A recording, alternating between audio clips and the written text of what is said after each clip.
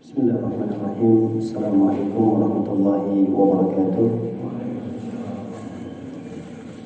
Alhamdulillahi ala ihsanihi wa syukruhu ala taufiqihi wa amtinanihi. Asyhadu an la ilaha illallah wahdahu la syarika lahu ta'ziman li sya'nihi wa asyhadu anna Muhammadan 'abduhu wa rasuluhu ad-da'i ila ridwanihi. Sallallahu wasallam wa baraka alaihi wa ala alihi wa ashabihi wa ikhwanihi. Ma'asyiral muslimin dan muslimat yang semoga kita selalu dalam lindungan dan penjagaan Allah Subhanahu wa taala.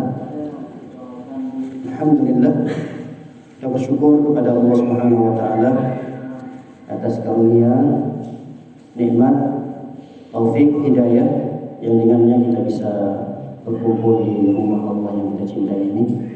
Semoga perkumpulan kita pada pagi menjelang siang hari ini perkumpulan yang mendatangkan keberkahan dari Allah Subhanahu wa taala. Dan perpisahan kita dari perkumpulan ini tidak meninggalkan dosa di antara kita. Salawat beserta salam tak lupa pula kita hadiahkan kepada Nabi kita tercinta Nabi Muhammad SAW. Semoga kita termasuk umat beliau yang mendapatkan syafaat beliau kelak pada hari kiamat. Amin ya rabbal alamin. Masyarakat muslimin jamaah yang semoga kita selalu dalam lindungan Allah Subhanahu wa taala. Insyaallah pada kesempatan yang singkat ini kita akan membahas sebuah tema yang sangat penting sekali. Kita sebagai hamba Allah Subhanahu wa taala, tujuan daripada kita di dunia ini dan semua orang, semua makhluk tidak lain dan tidak bukan yang ingin dia raih, yang ingin dia gapai adalah cinta Allah Subhanahu wa taala. Yang jadi masalah bukan pengakuan kita semata cinta kepada Allah. Yang menjadi masalah adalah apakah Allah kembali cinta sama kita atau tidak. Kita ingat sebuah syair ya. Orang Arab mengatakan kullun yadda'i bil laila, kullun yadda'i wasalan bil laila, wal laila la tuqirru bidzak. Banyak orang mengaku ada hubungan khusus dengan Laila, tapi Laila la tuqirru bidzak. Lailanya sendiri tidak mengakui ada hubungan spesial dengan kita. Ini yang disebut dengan istilah peribahasa kita, cinta bertepuk sebelah tangan. Nah ini yang kita khawatirkan. Jangan sampai kita hanya sekedar mengaku cinta Allah, cinta Allah, tapi Allah tidak mengakui bahwa Allah mencintai kita. Oleh karena itu, judul yang ingin kita bahas ini adalah yang sangat penting sekali dalam kehidupan kita. Karena ini bagian daripada tujuan kita dihidupkan oleh Allah Subhanahu wa taala di muka bumi ini, yaitu menggapai ridho dan cintanya Allah Subhanahu wa taala. Pernah suatu ketika di zaman Rasul sallallahu alaihi wasallam, ada orang Arab Badui. Orang Arab Badui ini bukan orang yang berpendidikan lah kalau bahasa kita. Orang pelosok dari kampung datang ke kota bertemu dengan Nabi sallallahu alaihi wasallam. Biasanya kalau orang Badui itu kalau bertemu dengan seseorang, enggak dilihat siapa dia. Apakah dia seorang pejabat, seorang presiden. Kita tahu di saat itu Rasul sallallahu alaihi wasallam adalah presiden. Tapi namanya orang Badui tidak memahami tata krama karena memang adat istiadatnya berbeda dengan adat istiadat orang kota.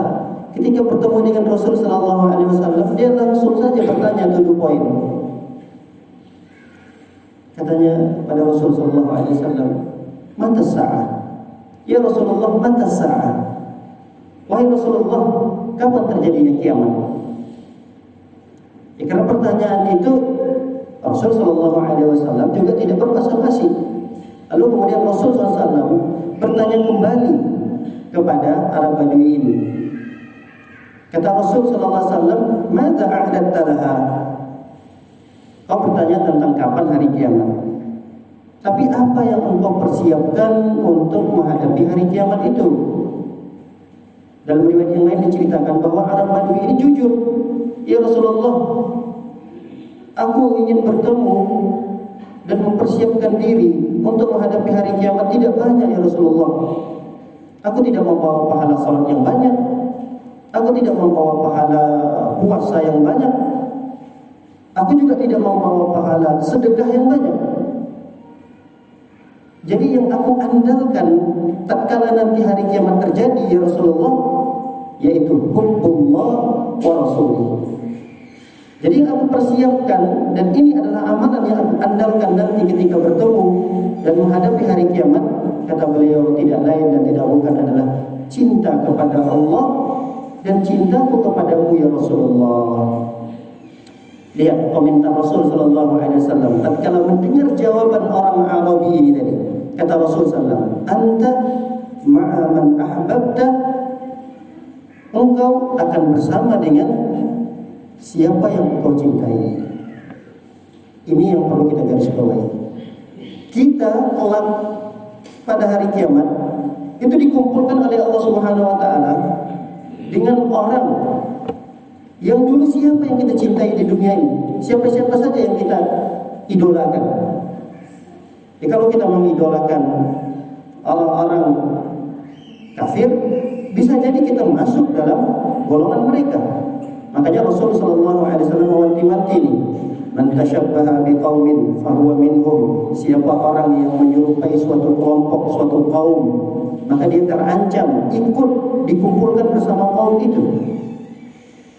Makanya Rasul sallallahu alaihi wasallam menekankan di cerita terakhirnya, di riwayat terakhirnya, Rasul sallallahu alaihi wasallam mengatakan, anta ma'a man ahbabta. Engkau akan dikumpulkan oleh Allah bersama siapa yang engkau cintai. Siapa yang kita cintai di dunia ini? Kalau kita cinta kepada Rasul sallallahu alaihi wasallam dan jujur benar kecintaan kita kepada Rasul sallallahu alaihi wasallam, tentu kita akan dikumpulkan bersama Rasul, para sahabat-sahabat Nabi. Tapi kalau di dunia ini kita cintanya, yang kita idolakan adalah pemain-pemain bola, dan pemain bola itu kafir, waliyadzubillah, bisa jadi kita akan dikumpulkan bersama mereka. Kadang kecintaan kita kepada orang-orang kafir ini itu menghilangkan al-wala dan bara kita. Ada sampai pada tingkat itu. Padahal kita dalam beragama kan diajarkan untuk loyal kepada sesama muslim, untuk bara itu berlepas diri dari kesyirikan dan orang-orang yang melakukan kesyirikan. Kita berlepas diri dari mereka. Tapi kadang karena kita terlalu diliputi oleh rasa suka, senang, cinta, lalu kemudian kita mengidolakan seseorang yang padahal itu bisa mengganggu dan merusak akidah kita. Ini berbahaya. Makanya Rasul sallallahu alaihi wasallam menekankan pada terakhir daripada hadis ini, anta, ini perlu kita ingat. Ini tidak panjang, bisa kita hafal. Anta ma'aman ahbabta. Kalau dalam riwayat yang lain, anta ma'aman ahbabta yaumal qiyamah. Engkau akan dikumpulkan bersama siapa yang dulu pernah engkau cintai. Engkau sayang, engkau suka kepada siapa nih di dunia. Nanti dikumpulkan oleh Allah Subhanahu wa taala pada hari kiamat bersama mereka-mereka. Oleh karenanya para hadirin dan hadirat oleh Allah Subhanahu wa taala, kita diuji.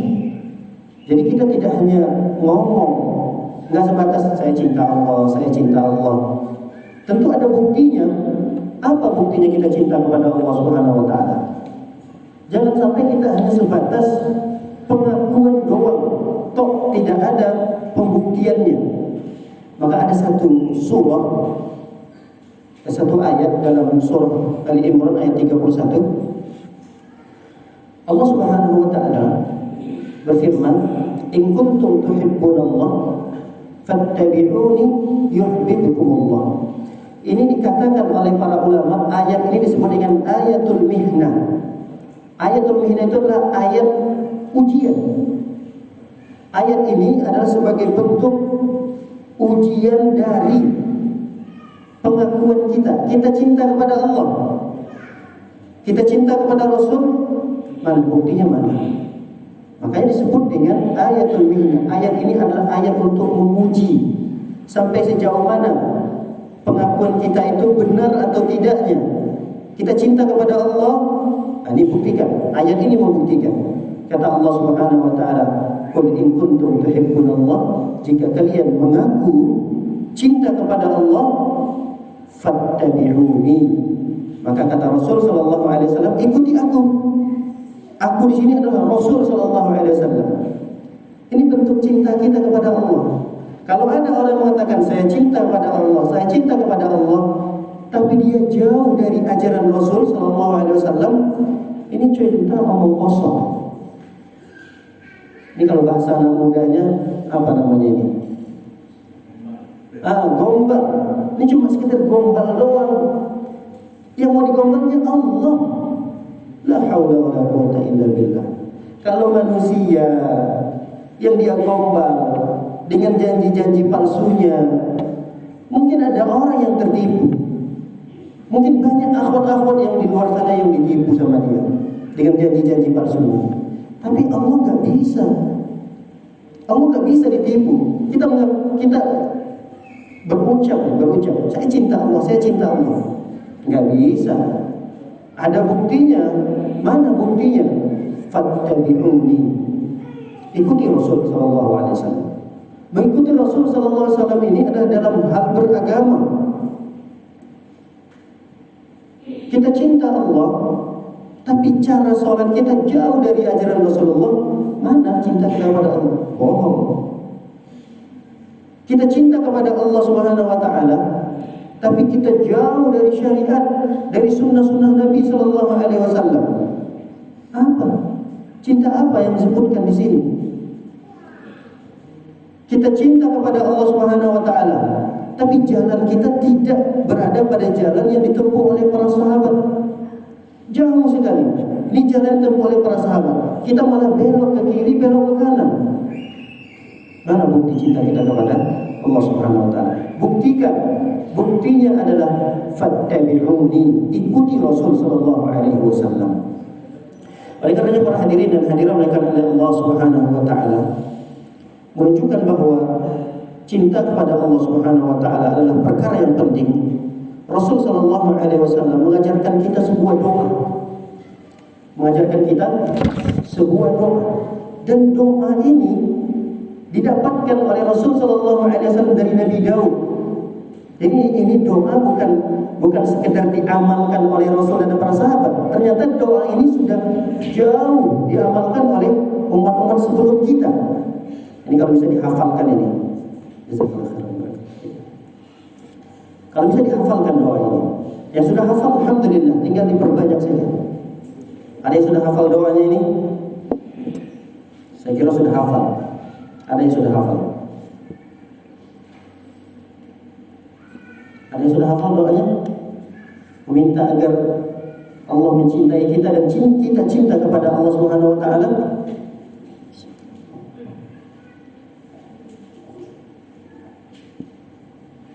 Allahumma inni as'aluka hubbak wa hubba man yuhibbuk wa hubba amalin yuqarribuni ila hubbik. Allahumma inni, kami ulangi, Allahumma inni as'aluka hubbak wa hubba man yuhibbuk wa hubba kulli amalin yuqarribuni ila hubbik. Allahumma ja'al hubbaka ahabba ilayya min ahli wa min mali wa min al-ma'il barid. Subhanallah, ini doa sangat bagus sekali. Ada sudah hafal? Sudah hafal? Masya Allah. Ini PR bagi kita ya. Yang belum hafal dihafalkan, yang sudah hafal dimurajaah lagi. Allahumma inni as'aluka hubbak. Ya Allah, aku minta kepadamu hubbak. Mohon berikan aku kemudahan untuk mencintaimu ya Allah.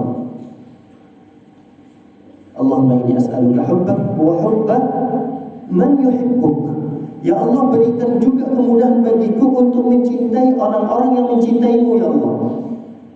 Jadi kita tidak hanya minta kepada Allah agar dimudahkan untuk mencintai Allah, tapi berikan juga ya Allah kemudahan aku bisa mencintai orang-orang yang mencintaimu ya Allah. Karena kan kita bisa saja antara kita dengan yang lain ini sama-sama satu majelis, sama-sama satu jamaah, sama-sama satu kajian, tapi ada di antara kita itu punya sifat dongkol, jengkel, hasad, dengki sama orang lain ada. Itu tidak bisa dihindari, itu sifat manusia. Iri dengki kepada orang lain itu biasa. Biasa. Jangankan kita, di zaman para sahabat saja ada yang kok sama dengki. Istri Nabi SAW memiliki sifat kecemburuan. Ya kita juga pasti dalam kehidupan sosial kita cemburu pada fulan, kita nggak suka sama fulan. Ada. Tapi itu harus kita hilangkan. Harus kita hilangkan. Di antara cara kiat agar kita bisa menghilangkan penyakit hati bentuknya cemburu ini, Rasulullah SAW mengajarkan kita minta wa hubba man yuhibbuk. Ya Allah, mudahkan aku untuk mencintai orang-orang yang mencintaimu ya Allah. Kemudian yang ketiga kita berdoa wa hubba amalin yuqarribuni ila hubbik. Ya Allah, mudahkan juga aku mencintai amalan-amalan yang bisa mendekatkan kepada cintaanmu ya Allah. Banyak amalan-amalan yang bisa mendatangkan cinta Allah Subhanahu wa taala. Semua ketaatan, semua ibadah itu pasti mendatangkan kecintaan Allah Subhanahu wa taala. Makanya Ibnu Qayyim atau gurunya Ibnu Taimiyah rahimahullah taala, Imam Ibnu Taimiyah mendefinisikan ibadah itu adalah ismun jami'un likulli ma yuhibbullahu wa yarda.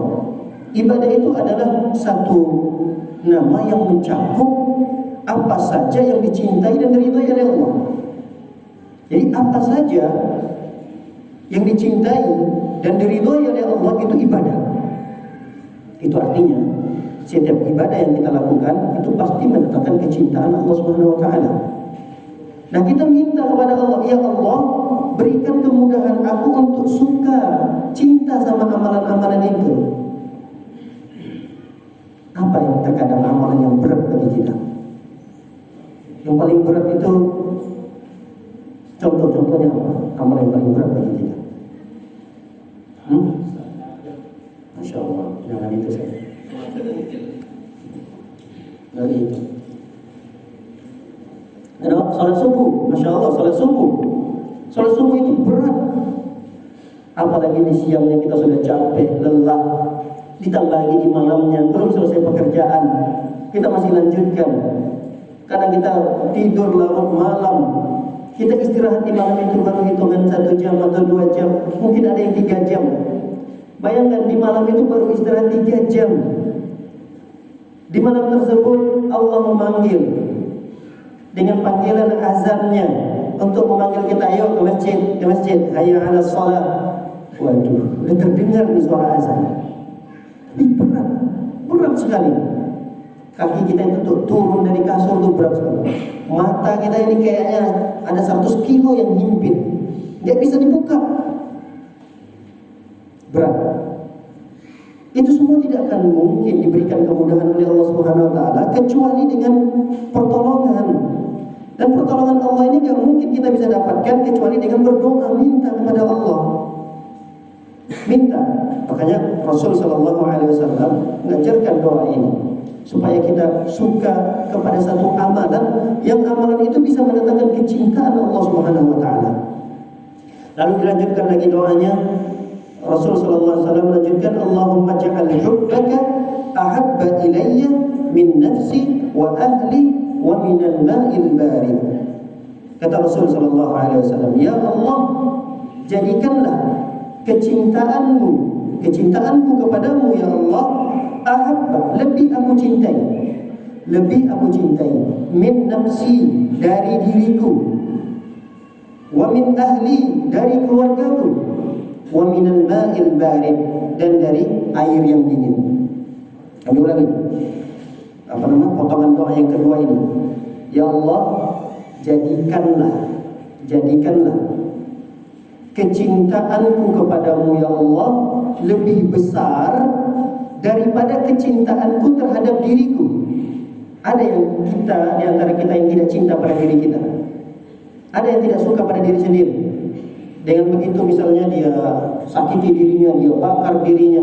Gak mungkin. Semua kita pasti cinta pada diri kita. Ya Allah, jadikan kecintaanku kepadamu ya Allah melebihi cintaku kepada keluarga. Ada di antara kita yang tidak cinta pada keluarganya? Gak mungkin. Terutama orang tuanya. Kedua orang tuanya, ibunya, bapaknya. Naluri manusia. Fitrah manusia dia mencintai orang tua. Orang tua yang melahirkannya, ibu melahirkannya, ibu yang membesarkannya. Ayah yang menafkahinya, yang menyolahkannya sampai dia dewasa, sampai dia sukses. Masa iya ada orang yang tidak cinta kepada orang tuanya? Gak mungkin. Tapi kata Rasulullah SAW, ya Allah, jangan sampai kecintaanku kepada keluargaku, jangan sampai kecintaanku kepada istri anakku, jangan sampai kecintaanku kepada kedua orang tuaku ini mengalahkan cintaku kepada Allah. Jangan sampai. Ini yang berbahaya. Kadang kita tidak sadari. Kita bisa jatuh kepada hal-hal yang remeh, yang kita tidak anggap itu perkara yang luar biasa. Ternyata itu perkara yang hebat. Bahkan Rasul sallallahu alaihi wasallam memohon kepada Allah Subhanahu wa taala, "Ya Allah, jadikanlah cintaku kepadamu lebih besar daripada kecintaanku terhadap al-ma'ul barid." Ma'ul barid itu adalah air yang dingin. Kita bisa bayangkan, ada air yang begitu segar di hadapan kita. Dan ternyata air ini adalah air penentu untuk kelanjutan kehidupan kita. Bisa jadi ini air di hadapan kita ini adalah air penentu yang akan melanjutkan kehidupan kita dalam suatu kondisi yang mungkin kita alami. Contoh, di suatu perjalanan kita pergi. Kalau kita sekarang ini mungkin tidak membayangkan air yang dingin segar ini suatu nikmat yang besar, mungkin tidak terbayangkan di benak kita. Tapi kalau orang Arab ini di tengah-tengah padang pasir mendapati air yang segar seperti ini kenikmatan yang luar biasa di mereka. Kalau di kita kan biasa aja, air gampang dicari, haus tinggal mampir di warung beli air, gampang. Tapi kalau kita bisa bayangkan satu kondisi yang kita sangat butuh sekali air, kita sudah tidak minum sehari semalam, kita sudah tidak mendapatkan air, belum mendapatkan air, sudah masuk hari kedua belum mendapatkan air. Ini terjadi dulu pada saudara-saudara kita beberapa tahun yang lalu ketika mereka pulang kampung terjebak macet di exit tol itu. Ingat ya, beberapa tahun yang lalu banyak korban yang meninggal dunia. Itu karena kelaparan, kehausan. Nah, bayangkan kalau kita pada kondisi itu, tiba-tiba dalam kondisi kita butuh sekali air, didatangkan air yang segar. Nah, pertanyaannya, kita senang dan suka nggak sama air ini? Suka atau tidak? Suka. Tapi ingat, jangan sampai kesenangan dan kesukaan kita kepada air yang begitu segar, yang penentu hidup kita ke depannya, jangan sampai itu mengalahkan cinta kita kepada Allah Subhanahu wa taala. Wajar kita suka, pantas kita suka pada air yang segar, yang dalam kondisi kita sangat butuh sekali, itu wajar. Tapi jangan sampai kesukaan dan kecintaan kita kepada air itu mengalahkan cinta kita kepada Allah Subhanahu wa taala. Para hadirin dan hadirat belakang Allah Subhanahu wa taala.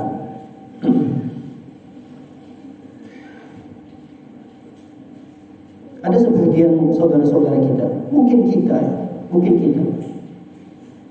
kadang ada masanya kita lebih mendahulukan keluarga kita daripada Allah Subhanahu wa taala. Kadang kita mendahulukan diri kita daripada keinginan Allah Subhanahu wa taala. Pernah mungkin terjadi pada diri kita. Tapi ingat, itu semua tidak akan mendatangkan ketentraman, kebahagiaan kepada diri kita. Ketika kita terlalu berlebihan dalam mencintai dunia, apakah itu keluarga, harta kita, bahkan diri kita sendiri, sampai kecintaan itu mengalahkan cinta kita kepada Allah, ingat, itu tidak akan mendatangkan kebahagiaan sempurna bagi kita di dunia ini. Bahkan sebaliknya, kita akan semakin tersiksa tatkala kita mencintai dunia ini melebihi kecintaan kita pada Allah. Ingat, semakin tersiksa. Khusus nih anak-anak muda, ini santri-santri atau siswa, ini siswa-siswa SMA, SMP, hati-hati nih. Ketika kita mencintai, apalagi yang tidak halal buat kita, yang halal saja, yang halal, ini halal kok untuk kita cintai, halal. Cuma kecintaan itu mengalahkan kecintaan kita kepada Allah Subhanahu wa taala. Ini akan mendatangkan kehancuran, kesengsaraan, kebinasaan. Ya, firman Allah Subhanahu wa taala dalam surah Taubah ayat yang ke-24. Kata Allah Subhanahu wa taala, "Qul in kana aba'ukum wa abna'ukum wa ikhwanukum wa azwajukum wa 'ashiratukum wa amwalun افترقتموها وأموال اقترفتموها وتجارة تخشون كسادها ومساكين ترضونها أحب إليكم من الله ورسوله وجهاد في سبيله فتربصوا حتى يأتي الله بأمره." Kata Allah Subhanahu wa taala, "Qul in kana aba'ukum wa abna'ukum wa ikhwanukum wa 'ashiratukum." Katakanlah, ayah-ayah kalian itu, adapun anak-anak kalian, kemudian saudara-saudara kalian, wa azwajukum, pasangan-pasangan kalian, wa ashiratukum, keluarga besar kalian. Kemudian kalian perhatikan amwalun iqtaraftumuh, harta yang sekarang kita upayakan, kita sudah kumpulkan ini, kita sudah tabung bertahun-tahun. Lihat harta-harta kita ini. Kemudian kata Allah Subhanahu wa taala, "Wa tijaratun takhshawna kasadaha." Perhatikan usaha kita. Kita punya tijarah, kita punya usaha. Saat ini kita bekerja di PT ini, PT itu, pabrik ini, pabrik itu. Lihat. Wa masakin, tempat tinggal sekarang yang kita miliki. Perhatikan itu semua. Apakah itu kita jadikan lebih besar kecintaan kita kepada Allah, lebih besar kecintaan itu semua sehingga mengalahkan kecintaan kita kepada Allah atau tidak? Itu harus kita perhatikan. Kita punya keluarga besar, kita punya harta, kita punya usaha, ya kita punya kebun barangkali, kita punya pekerjaan, kita punya tempat tinggal yang mewah, mobil yang mewah, dan seterusnya. Lihat, semua itu apakah mengalahkan kecintaan kita kepada Allah atau tidak? Kalau itu terjadi, ternyata cinta kita kepada Allah tidak lebih besar, hanya sekitar sedikit ya, segini. Ternyata cinta kita kepada harta dunia kita lebih tinggi, lebih besar. Kata Allah Subhanahu wa taala mengancam kita. Apa kata Allah? Tarabbasu. Kata Allah Subhanahu wa taala, "Fatarabbasu hatta ya'tiya Allahu bi amri." Tunggu saatnya. Hati-hati, tunggu. Akan datang nanti satu perkara Allah Subhanahu wa taala. Maksudnya perkara Allah akan datang kepada kita, kita akan tersiksa, kita akan binasa. Kita tidak akan mendapatkan bahagia, yang ada kita akan mendapatkan kegalauan, gundah gulana. Betapa banyak ada orang yang tersiksa oleh anaknya sendiri. Kenapa? Karena dia terlalu mencintai, luar biasa kecintaannya kepada anaknya, mengalahkan kecintaannya kepada Allah. Ternyata Allah siksa dia melalui anaknya. Kita lihat ada sebagian bapak tersiksa karena anaknya. Di luar anaknya, dia saking sayang sama anaknya, diberikannya motor. Anaknya minta, ayah, abi, belikan saya motor abi. Ya udah, belikan ya. Kasih motor kecil. Waduh, abi kan bisa motor yang lebih besar lagi, dibelikan. Ayahnya sayang kali sama anaknya. Apa yang diminta anaknya? Beli anaknya motor besar. Dipakai sama anaknya, nabrak, kecelakaan jalan, mati anaknya. Tersiksa dia karena anaknya. Bisa jadi dia tersiksa oleh istrinya. Saking sayang sama istrinya, pokoknya masalah materi semua dipenuhi. Tapi materi yang dia berikan, fasilitas yang diberikan kepada istrinya itu gunakan untuk berselingkuh. La haula wala quwwata illa billah. Tersiksa suami dengan terlalu mencintai istrinya tadi berlebihan, mengalahkan kecintaannya kepada Allah. Bisa jadi. Makanya fatarabbasu, kata Allah, fatarabbasu hatta ya'ti Allahu bi amri. Hati-hati, tunggu saatnya Allah Subhanahu wa taala akan memberikan kesengsaraan, kemelaratan kepada kita tatkala kita menomor sekiankan cinta Allah. Seharusnya cinta kita kepada Allah dinomor satukan, tapi kita nomor sekiankan cinta kepada Allah. Dikarenakan apa misalnya? Karena apa? Karena pekerjaan kita, hati-hati, kita akan tersiksa dengan pekerjaan tersebut. Betapa banyak orang tidak nyaman dengan pekerjaan ini, nggak nyaman dengan pekerjaannya ini. Padahal jangan ditanya, gajinya luar biasa, tapi dia merasa nggak tenang dengan pekerjaan itu. Kenapa? Karena pekerjaan yang dia sekarang geluti itu pekerjaan yang sangat dia senangi, sangat dia sukai, sampai mengalahkan kecintaannya kepada Allah. Tapi ternyata ketika dia geluti pekerjaan itu setahun 2 tahun, dia nggak mendapatkan kebahagiaan. Dia stres dengan pekerjaannya, dibebani ini oleh bosnya, dibebani ini oleh perusahaannya. Kamu harus bisa capai target begini, target begitu. Nggak ada kebahagiaan dalam hidupnya. Tapi kalau dia menjalani aktivitas kehidupannya, kecintaannya terhadap dunia, itu dia nomor sekian kan. Yang lebih dia utamakan adalah kecintaannya kepada Allah Subhanahu wa taala, maka semua kesulitan yang dia hadapi akan diberikan kemudahan oleh Allah. Ini kaidah yang harus kita ingat. Kami ulangi. Tatkala kita menjalankan aktivitas dunia ini merasa berat, aktivitas dunia yang kita jalani berat, beban keluarga kita berat, di pekerjaan kita berat, tapi kita punya satu modal, yaitu kita cinta kepada Allah. Ingat, kecintaan kita kepada Allah itu akan menjadikan kita bahagia menjalani kehidupan dunia ini. Tidak usahlah kita jauh-jauh membuktikannya. Lihat sahabat-sahabat Nabi SAW yang tersiksa. Mereka di pandangan mata kita, di pengetahuan kita, mereka itu tersiksa. Bagaimana tidak mereka tersiksa? Bilal mempertahankan akidahnya, tauhidnya, terus dia melafazkan ahad, ahad, ahad, ahad dalam kondisi tersiksa. Batu besar yang dihimpitkan kepada Bilal. Ini kan orang tersiksa, tapi dia tidak pernah menganggap bahwa itu adalah siksaan. Dia hadapi dengan santai, dengan senyuman, merasa tidak terbebani, merasa siksaan itu adalah perkara yang biasa. Kita lihat keluarga Ammar bin Yasir. Ammar bin Yasir ini sudah kita tahu ceritanya. Bagaimana seorang ibunya Sumayyah yang disiksa oleh orang kafir Quraisy, diikat ibunya tersebut, disiksa dengan ditusuk kemaluannya sampai keluar ke mulut, mati di tempat. Sumayyah radhiyallahu taala anha. Dalam kondisi tersiksa kita melihat, tapi dia memiliki modal yang begitu besar, kecintaannya kepada Allah lebih besar daripada keinginan dunianya. Yasir, suami Sumayyah sekaligus ayah daripada Ammar, disiksa sampai mati di tempat juga.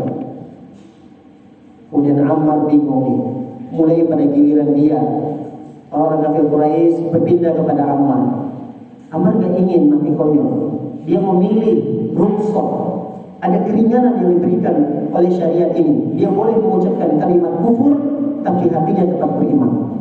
Ini disebut dengan rukhsah. Namun kedua orang tuanya tidak mengambil rukhsah itu. Dia tetap azimah, keteguhannya dalam tauhid, dalam mempertahankan akidahnya, dia tetap amalkan itu, walaupun konsekuensinya dia harus mati. Tapi kalau Ammar dia melihat kedua orang tuanya sudah meninggal dunia, dia juga tidak pengen ikut bersama kedua orang tuanya, sehingga dia mengatakan, dia saya akan tinggalkan agama Muhammad dan saya akan kembali kepada agama nenek moyang saya. Kalimat kufur keluar dan terlontar dari mulut Ammar. Ammar dalam posisi tersiksa, tapi dia bisa bahagia dalam menjalani kehidupan dunia itu. Kenapa? Karena dia punya modal begitu besar, kecintaannya kepada Allah. Begitulah dalam kehidupan kita. Kita ini punya beban begitu berat. Tapi kalau beban yang berat itu tidak kita ringankan dengan cinta kita kepada Allah, ini akan bertambah berat. Tambah stres kita. Betapa banyak orang gelap mata sehingga mengakhiri hidupnya dengan bunuh diri. Saking stresnya, nggak kuat lagi dengan beban hidup ini. Orang kalau punya beban itu, dia harus diminta tolong kepada Allah Subhanahu Wa Taala agar diberikan solusinya. Inilah bentuk kecintaan seseorang kepada Allah Subhanahu Wa Taala. Baik para hadirin dan hadirat oleh Allah Subhanahu Wa Taala. Begitu juga pada suatu ketika Umar bin Khattab. Umar bin Khattab ini pernah jalan bersama Rasul Sallallahu Alaihi Wasallam. Lalu Rasul menggandeng tangannya Umar. Rasul ini begini mewataknya. Perangai dan tingkah laku Rasul Sallallahu Alaihi Wasallam, akhlaknya dalam bermuamalah luar biasa. Jadi kepada seluruh sahabat itu dekat sekali, tidak ada jarak antara Rasul dengan sahabat itu. Kadang Rasul Sallallahu membonceng sahabat, kadang Rasul Sallallahu memukul pundak sahabat, kadang Rasul Sallallahu Alaihi Wasallam jalan dengan sahabat itu dengan memegang tangan para sahabatnya, sampai para sahabat itu, semua para sahabat yang dekat dengan Rasulullah mengakui bahwa sayalah orang yang paling dekat dengan Rasulullah. Semua sahabat. Ini menunjukkan bahwa muamalah Rasulullah SAW dalam keseharian, beliau tidak pernah menjaga jarak. Gak pernah ada istilah apa namanya, jaga image kan, karena ini pemimpin besar, tidak semua orang yang harus didekati, harus ada jarak. Ini tidak pernah dilakukan oleh Rasulullah. Saking dekatnya Rasul dengan para sahabatnya itu, semua sahabat mengakui bahwa sayalah orang yang paling dekat Rasulullah. Nanti sahabat ini mengatakan, saya yang paling dekat dengan Rasulullah. Lihat suatu ketika Umar bin Khattab jalan bersama Rasulullah, Rasul gandeng tangan Umar bin Khattab. Nah, karena Umar kaget gitu, digandeng oleh Rasul Sallallahu Alaihi Wasallam, dipegang tangannya sambil berjalan. Lalu kemudian Umar pun berkata kepada Rasulullah, ya Rasulullah, la anta ahabbu ilayya min kulli syai' illa min nafsi. Masya Allah. Beliau mengatakan, ya Rasulullah, sungguh engkau ini adalah orang yang paling aku cintai dari segala sesuatu. Aku punya keluarga, aku punya anak, aku punya istri ya Rasulullah. Itu semuanya tidak lebih aku cintai daripada kamu ya Rasulullah. Artinya kamu ini Rasulullah adalah orang yang paling aku cintai daripada segala sesuatu. Illa min nafsi, kecuali diriku ya Rasulullah. Jadi Umar ini punya tabiat, watak seperti manusia pada umumnya. Manusia pada umumnya cinta pada diri sendiri. Gak mungkin dia lebih mencintai orang lain mengalahkan cintanya pada diri sendiri. Begitulah kira-kira Umar bin Khattab. Umar mengatakan, ya Rasulullah, engkau ini aku cintai, paling aku cintai dari segala sesuatu yang aku miliki, kecuali diriku ya. Kecuali diriku, artinya aku lebih cinta pada diriku, lebih besar kecintaan pada diriku sendiri daripada engkau ya Rasulullah. Lihat apa kata Rasul Sallallahu Alaihi Wasallam. La ya Umar, belum ya Umar. Walladhi nafsi biyadi, demi jiwaku yang berada di tangan Allah Subhanahu Wa Taala, hatta akuna ahabba ilaika min nafsi. Belum dikatakan sempurna keimananmu wahai Umar, sampai aku paling engkau cintai bahkan dari dirimu sendiri. Mendengar kata itu, langsung Umar bin Khattab meralat ucapannya yang pertama tadi. Kata Umar mengatakan, fa innahu ya Rasulullah, Fa innahu al-an ya Rasulullah la anta ahabbu ilayya min nafsi. Sekarang demi Allah, engkau adalah orang yang paling aku cintai, bahkan mengalahkan kecintaanku pada diriku sendiri. Lalu Rasul SAW mengatakan, al-an ya Umar, kalau begitu sekarang barulah sempurna kecintaanmu, barulah sempurna keimananmu wahai Umar. Lihat para hadirin dan hadirin oleh Allah SWT. Ini kecintaan kita kepada Rasulullah. Kecintaan kita kepada Rasulullah tidak boleh lebih besar daripada kecintaan kita kepada Allah. Kepada Rasulullah saja itu jangan sampai lebih besar kecintaan kita pada diri sendiri. Nah, bagaimana lagi dengan Allah? Kenapa kita harus mencintai Allah lebih besar dari segala sesuatu? Tentunya Allah yang menciptakan kita. Kemudian setelah Allah menciptakan kita, Allah tidak begitu saja membiarkan kita tanpa fasilitas yang Allah berikan. Allah lengkapi dengan fasilitas. Coba kalau kita membuat sesuatu, kita buat meja. Setelah meja kita buat, kita jual ke orang lain. Udah selesai. Tidak ada perkara apapun. Kita tanyakan bagaimana kabar mejanya, kita rawat mejanya, enggak. Itu manusia. Tapi Allah SWT ketika menciptakan kita sebagai manusia, kemudian Allah berikan rezeki kepada kita, Allah lengkapi fasilitas-fasilitas. Masa iya ada orang yang tidak cinta kepada Allah Subhanahu wa taala dengan fasilitas begitu lengkap untuk hidup di dunia ini? Kepada kedua orang tua saja kita bisa sayang, cinta kepada kedua orang tua karena ada jasa orang tua kepada kita. Kenapa kita cinta pada orang tua? Karena kita mengira bahwa orang tua kita ini ada orang tua yang paling berjasa pada diri kita. Loh, kok itu tidak dilakukan kepada Allah? Kenapa itu tidak kita lakukan? Perkiraan dan persangkaan itu kita lakukan kepada Allah Subhanahu wa taala.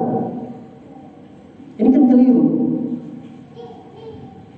Oleh karenanya para hadirin dan hadirat oleh Allah Subhanahu wa taala, jangan sampai kecintaan kita kepada dunia ini, apapun yang kita miliki dari harta benda, keluarga, kesehatan kita, semuanya, jangan sampai hal itu mengalahkan kecintaan kita kepada Allah Subhanahu wa taala. Kita bisa lihat bagaimana Rasul sallallahu alaihi wasallam ini suri tauladan kita. Bagaimana hidup beliau itu susah. Pernah Rasulullah mendapatkan kebahagiaan, tapi kebahagiaan itu beliau dapatkan tidak dengan materi yang dimiliki. Kita kan kalau mengukur kebahagiaan ini materi. Kita udah punya rumah, punya kendaraan. Nah, ini bahagia. Menurut kita inilah bahagia. Kita punya keluarga, alhamdulillah. Ini menurut kita bahagia. Tapi lihat Rasulullah SAW tidak mengukur kebahagiaan itu dengan materi yang dimiliki. Kebahagiaan yang hakiki yang harusnya kita syukuri adalah tatkala kecintaan kita kepada Allah masih bertancap kuat di dalam jiwa kita. Itu kenikmatan yang luar biasa. Itu kebahagiaan yang harus kita syukuri. Perhatikan Rasul SAW kehidupan kesehariannya. Rasul itu istirahatnya di atas pelepah-pelepah kurma yang disulam. Pelepah kurma yang kasar itu kulitnya diambil, kemudian disulam, dijadikan tikar, kasur tempat Rasul SAW istirahat tidur. Ada di zaman kita saat ini yang masih beristirahatnya di atas tempat tidur yang kasar. Kita sekarang di sini ada yang seperti itu? Ada? Mungkin nggak ada. Oh ada, tapi mungkin sejam 2 jam untuk istirahat sebentar, gelar tikar karpet biasa doang di atas lantai. Mungkin ada, tapi kita punya tempat istirahat yang jauh lebih nyaman daripada apa yang disebutkan, apa yang dikisahkan oleh para sahabat terkait Rasulullah SAW alami. Sampai-sampai Umar bin Khattab melihat kondisi Rasulullah SAW bangun tidur dari tempat sulaman pelepah kurma tadi sampai berbekas di punggung Rasulullah. Dalam riwayat yang lain sampai berbekas di sisi kanan Rasulullah SAW. Terlihat bekas-bekas paham ya?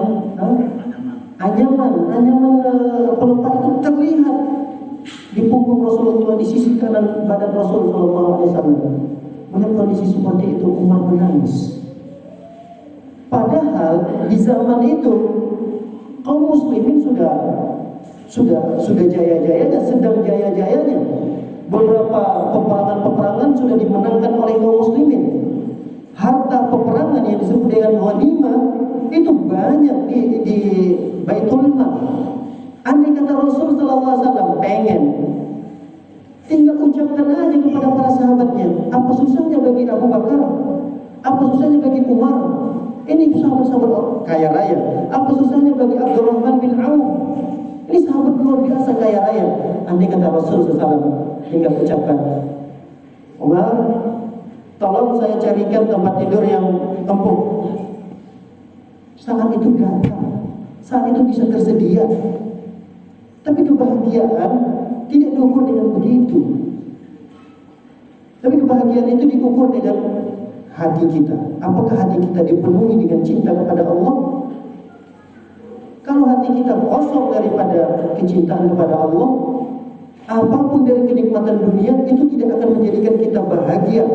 Bahkan kita akan bertambah merasa diri kita yang paling miskin di dunia ini. Tapi banyak orang kalau kita lihat fasilitas kehidupan yang sudah lengkap sekali, apa yang tidak ada pada dirinya, semua ada. Tapi kini orang kenapa kayak orang yang paling miskin di dunia? Coba kita lihat orang-orang yang jauh dari agama, orang-orang yang kosong hatinya dari kecintaan kepada Allah.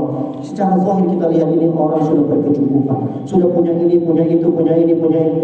Tapi kelihatannya ini orang kayak orang yang paling miskin di dunia.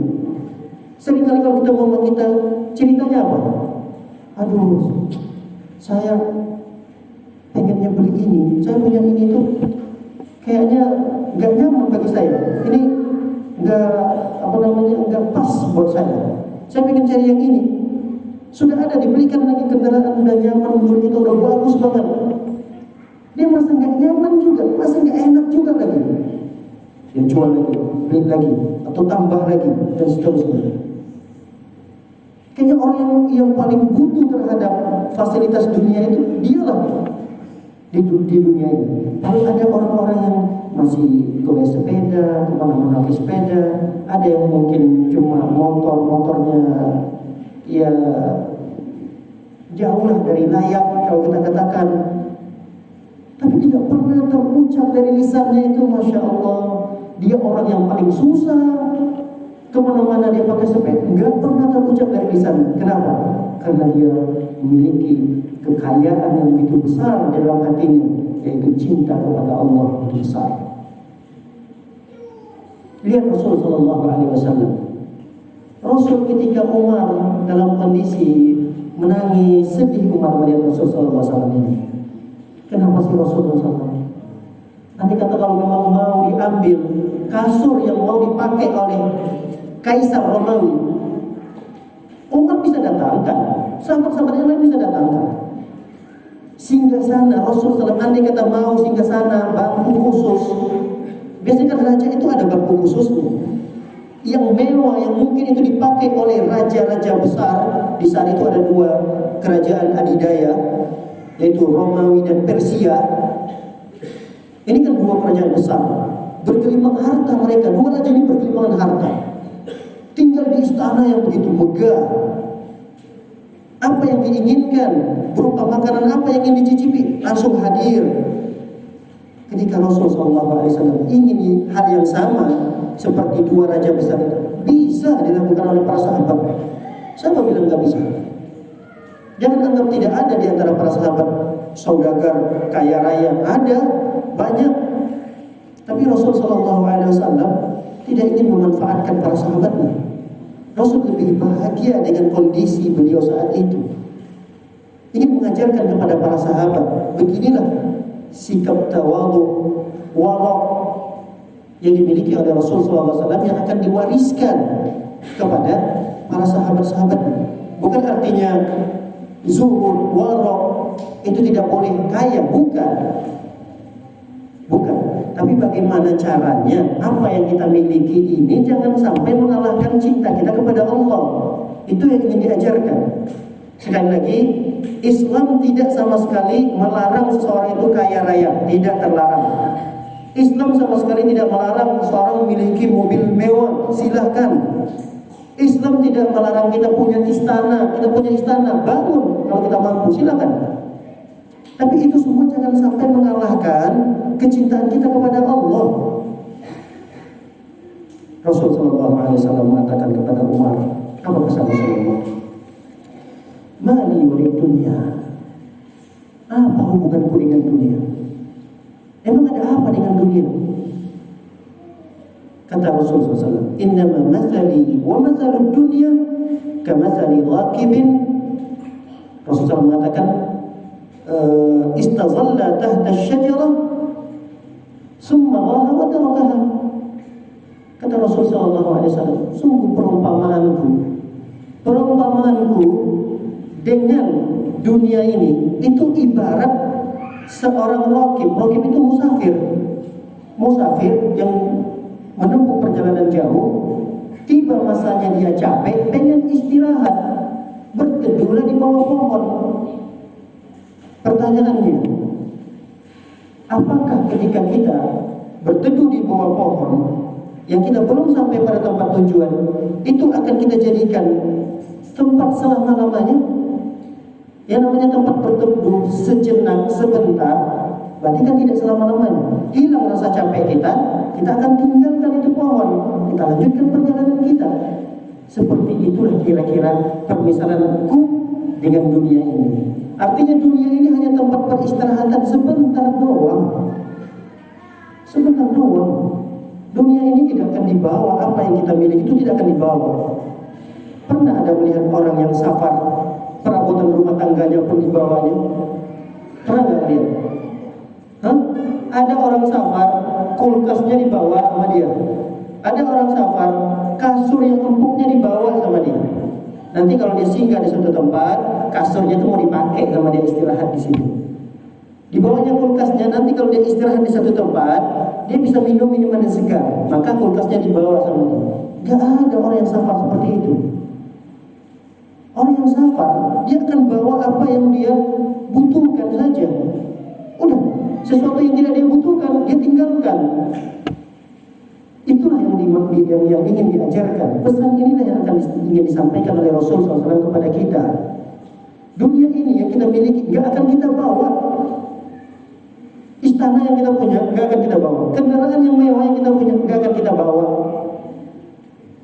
Ya, apa yang kita butuhkan di akhirat, itulah yang akan kita bawa. Maka ketika kita punya sisa-sisa umur ini, kita harus tahu mana bekal-bekal kita yang akan kita bawa di akhirat.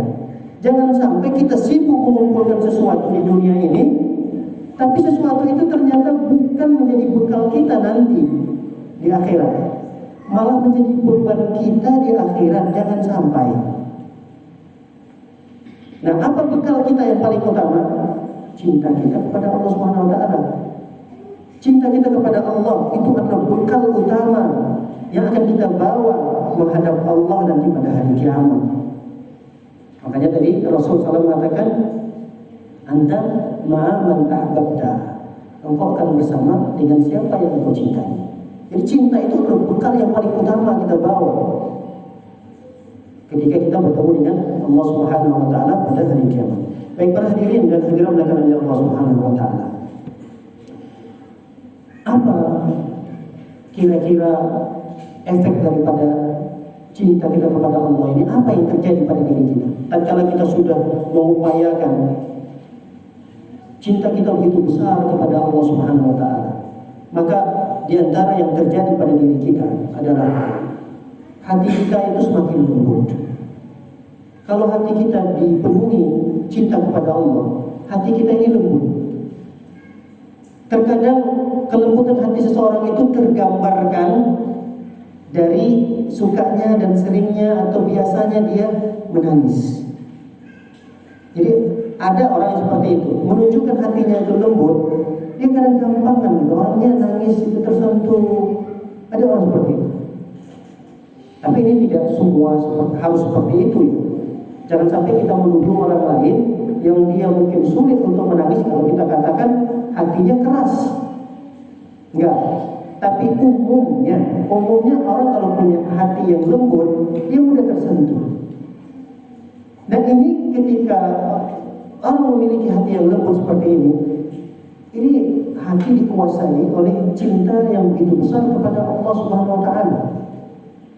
Lihat Abu Bakar radhiyallahu taala itu digelari dengan rajulun bakka. Bakka itu bukan orang yang menangis saja, tidak, tapi orang yang sering dan suka menangis, gampangan menangis. Itu Abu Bakar. Pada suatu ketika Rasulullah SAW jatuh sakit di akhir-akhir hayat Nabi SAW, sampai Rasul itu 3 hari tidak bisa ke masjid. Di akhir-akhir hayat Rasulullah mencoba untuk berdiri, bangun, pingsan lagi. Rasulullah SAW sadar dari pingsannya, minta diambilkan air untuk berwudu. Rasul balurkan air ke seluruh tubuhnya dalam kondisi Rasulullah panas tinggi. Rasul mencoba untuk bangun berdiri, ingin mengimami para sahabat yang ingin sholat ketika itu. Jatuh lagi, pingsan yang kedua kalinya. Rasul melihat yang ketiga kalinya, kayaknya saya nggak bisa mengimami para sahabat. Wahai Aisyah, tolong perintahkan Abu Bakar untuk menggantikan saya, mengimami para sahabat. Kata Aisyah, ya Rasulullah, jangan Abu Bakar. Abu Bakar itu rajulun bakka. Dia orang yang suka nangis. Nanti kekuatan dia. Kalau dia ngimamin, nanti dia nggak selesai sholatnya, dia nangis terus. Namun Rasulullah pingsan yang ketiga kalinya. Ketika sadar, Rasul bertanya lagi, wahai Aisyah, sudahkah engkau jalani perintahku tadi untuk menyuruh Abu Bakar mengimami para sahabat? Kata Aisyah, belum ya Rasulullah. Terlihat sedikit wajah Rasulullah agak tidak senang gitu dengan sikap Aisyah tidak memenuhi perintah Rasulullah SAW. Kata Rasulullah, perintahkan Abu Bakar. Lihat bagaimana Aisyah radhiyallahu taala anha menggambarkan Abu Bakar rajulun bakka. Kita tahu Umar bin Khattab. Umar bin Khattab ini bukan seorang laki-laki yang cengeng. Ini beliau ini kan dikenal dengan ketegasannya, keperkasaannya, kekuatannya. Tapi beliau termasuk orang yang suka menangis. Sampai-sampai dalam riwayat diceritakan, saking seringnya Umar bin Khattab ini nangis, itu sampai berbekas. Di pipinya itu sampai berbekas. Seperti ada aliran air, kan biasanya kalau kalau sering hujan, misalnya hujan terus jalan, dan itu akan menjadikan aliran air gitu. Tali air ya. Tali air sering mengalir, itu akan menjadi jalan air gitu. Nah di pipi Umar terlihat ada seperti tali air yang mungkin air matanya terus mengalir di situ, sehingga saking seringnya dia menjadikan bekas di pipinya. Ini Umar bin Khattab. Bagaimana kecintaan beliau begitu besar kepada Allah Subhanahu wa taala. Baik. Yang kedua, apa yang terjadi pada diri kita tatkala kita memiliki kecintaan Allah begitu kuat di dalam hati dan jiwa kita, maka akan mudah bagi kita berkorban harta. Akan mudah bagi kita untuk mengeluarkan harta kita, ini mudah sekali. Tapi syaratnya kecintaan kita besar ya di dalam hati kita. Apa sih kepentingan Islam? Apa sih kepentingan dakwah ini? Apa sih yang dibutuhkan dakwah ini? Selama kita bisa membantu, selama ada harta yang kita miliki, keluarkan. Enggak berat tangannya. Tangannya itu enggak suka begitu. Sukanya lepas saja, lepas. Selama tidak memudaratkan dirinya dan tidak memudaratkan keluarganya, dia akan membuka tangannya. Artinya apa? Mudah bagi dia untuk mendarmakan sebagian hartanya itu untuk kepentingan cintanya kepada Allah Subhanahu wa taala. Makanya para sahabat kita melihat luar biasa pengorbanan mereka di awal-awal perjuangan Islam. Khadijah, ibunda kita tercinta, radhiyallahu taala anha, orang yang dikisahkan di dalam banyak riwayat, termasuk saudagar yang kaya raya, orang terpandang dengan hartanya yang banyak, menikah dengan Rasul sallallahu alaihi wasallam. apa yang dibutuhkan dari dakwah yang dijalankan oleh Rasulullah itu dipenuhi oleh Khadijah.